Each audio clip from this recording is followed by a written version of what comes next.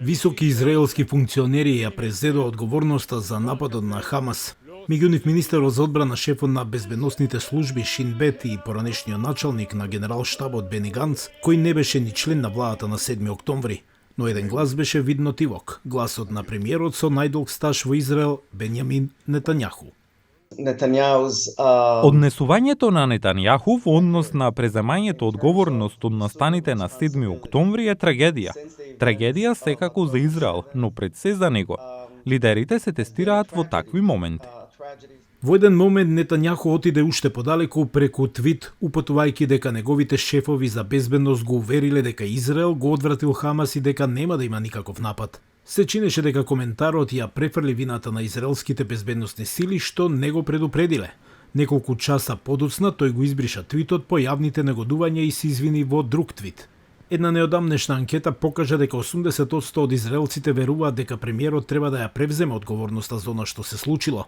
Анкетата на израелскиот вестник Мариф исто така покажа дека само 28% го поддржуваат Нетањаху како премиер, наспроти 48% за лидерот на партијата за национално единство Бени Ганц.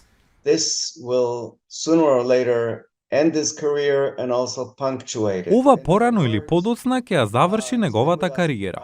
Со други зборови, тоа е со нас како национален лидер нешто повеќе од четвртина век. Со други зборови, откако го наследи Јицак Шамир, како лидер на Ликуд. И тој направи многу работи, имаше добар удел во успеси и неуспеси. Сето тоа ќе биде засенето, од она што се случи на 7 октомври 2023. Но самиот Нетањаху вели дека нема намера да поднесе оставка. Тој е единствениот израелски премиер кој успеал да остане на функција и покрај тоа што му се суди за неколку случаи на корупција. Единственото нешто што имам намера да уништаме Хамас.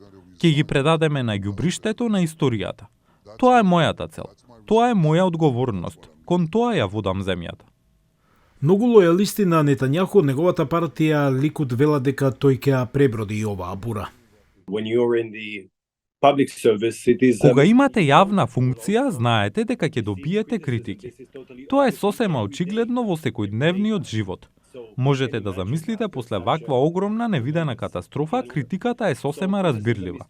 Сега има војна што треба да се справи, а особено има војна за победа. И затоа мислам дека на премиерот ќе му се суди на крајот на војната.